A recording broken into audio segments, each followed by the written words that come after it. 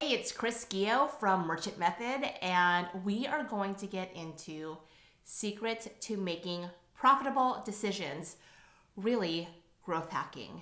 We've got a few things that I want to cover when it comes to making data driven decisions, but before we dive into the outline, I want to demystify, debunk any any negative feelings you might have as a small business owner or micro business owner around the word data.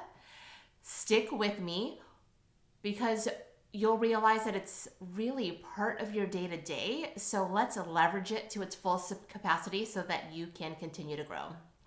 What we're going to talk about are two types of data: the type you use every day, how to use them. We will dive into the key to success and explore a few opportunities that keep us from getting and unlocking things with that key, and then 3 ways to build your business for more profit. All right, so let's get into it. So there are 2 types of data, what we call quantitative and qualitative. One is numeric and one is storytelling. So the quantitative data, what you can quantify, that is the stuff of accounting. It's the stuff of revenue versus expenses. It is the stuff of analyzing our activity online, whether it is your site analytics or your social media analytics. How many followers have you gained? How many likes do you have? What's the engagement compared to your audience? We use data all the time, whether you feel that you are savvy with analytics and numbers or whether you don't. It's just part of our day to day. If you have a point of sale system, you're using data. So it's not as intimidating or as big data as the industry may have you think. You may even be counting foot traffic. I have a client that counts foot traffic in person using a clicker. That's data. I have other people that use more savvy motion detected foot traffic analytics. That's also data.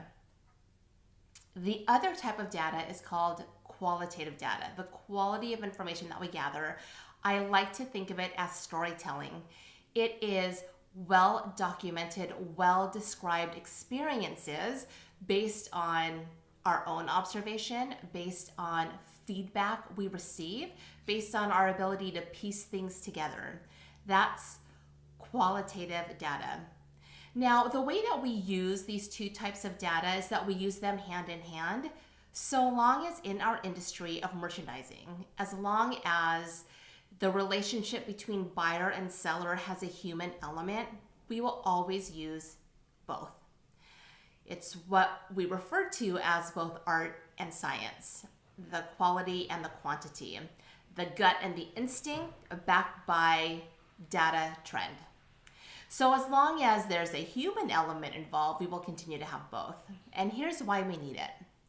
So you and I every day could tell amazing stories that are impressed in our memory and impressed hopefully in our hearts as retailers, also as customers. We remember these stories of true, genuine engagement, just really gratifying customer experiences, whether we are the customer or whether we are the service provider. So we remember these.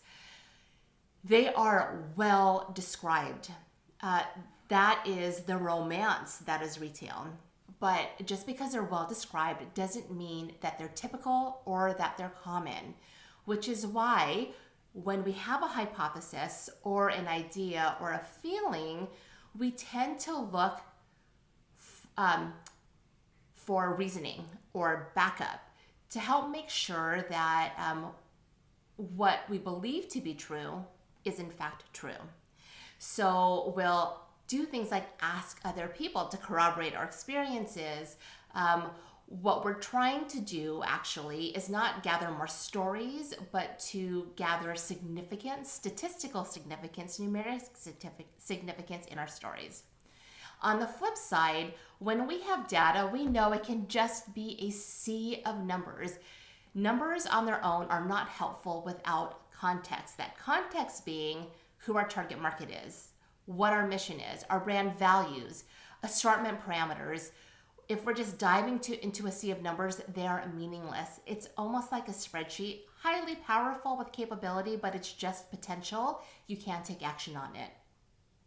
So what analysts and forecasters do is they impose storytelling onto the numbers that they're finding. They're looking for patterns. They're trying to make sense of it. This is why the two go hand in hand. And chances are you are using both types of data, whether you're leveraging it to its fullest capacity or not. So I've been having amazing conversations with a few people that I've gotten to know in the retail media, and one of my friends asks me a really specific question at the end of the interview. And she is always looking for a small business or micro business or medium-sized business example of the topic fully leveraged, of what success looks like for a small business. And more recently, we were talking about data-driven decision-making, growth hacking, really these key subtleties that allow small businesses to make the next big leap in their cash flow and their profitability and in their business. One of the biggest keys for being able to make data-driven decisions is the ability to compare an apple to an apple. So here's what I mean by that. Think about the last time you bought a car or a piece of property like a home or a condo. Maybe something smaller like a piece of luggage.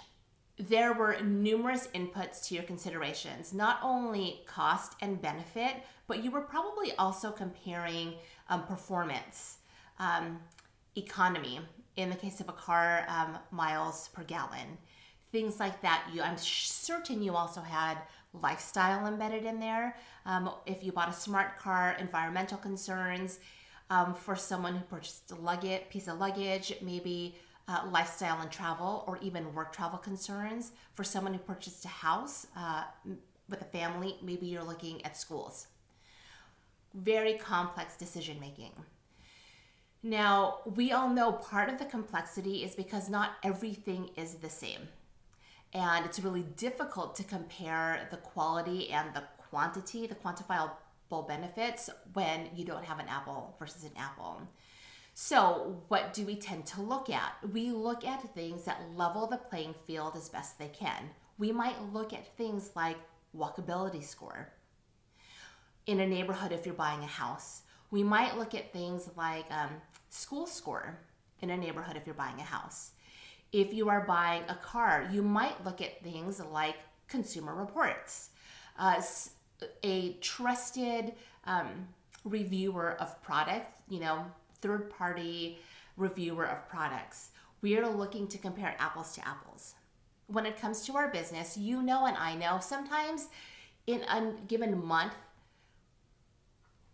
a weekend day that moves in the month because the calendar keeps shifting changes your business, right? You may have a phenomenal month in 2017 that had 5 Saturdays.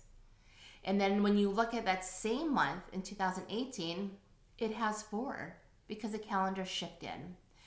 And when you start to look at your analytics, regardless of the size of your business or the industry that you're in or the stage of growth, one thing that you can do is to have a baseline of comparison that allows you to look apples to apples. Now, I'm a huge fan. If you are a student of the method, if you were a client of mine, a student of mine, you know I'm a huge proponent of the 454 merchandising calendar. And I will make sure to include some information about that for you in the blog post. So make sure that you follow the blog post, merchantmethod.com/retail trends, and grab that. That is the fastest, easiest thing, no cost thing you can do to allow yourself to take that first big step in data-driven decision making, because when it comes to data, we need to compare apples to apples. So let's talk a little bit, now that we've talked about the key to growth, and for my students and my clients that have really adopted the 454 merchandising calendar, we are really able to move forward in a very, very quick way. So here are some obstacles to being able to growth hack your profitability and growth hack your cash flow. So the first would be not having really strong measures. I'm a huge believer in that what you measure grows. And typically these measures are what we would call key performance indicators, a handful of metrics that we can use that when triangulated together tell a really compelling story about what our customer wants and needs and how well we're fulfilling those wants and needs, how well we're converting into a sale, how frequently they come back, how well we're investing our inventory. So key performance indicators. These key performance indicators not only allow us to understand what's happened in the past, but they allow us to plan for future growth. They allow us to invest our capital into inventory, into future inventory. And it's so important because inventory holding cost is so expensive. Customer acquisition is so expensive. The second obstacle is having a really fundamental understanding of how to control your inventory management and stock control. Just like we know, a car will not go without fuel, right? How many times have you driven and your gas light is turned on, right? You can't make it there without gas. And inventory is the fuel to the fire. It is, the way I think about inventory is not the inverse of how you might think, is the inverse of how you might think about it. So I don't think about what I want to buy and then how much of it I could sell.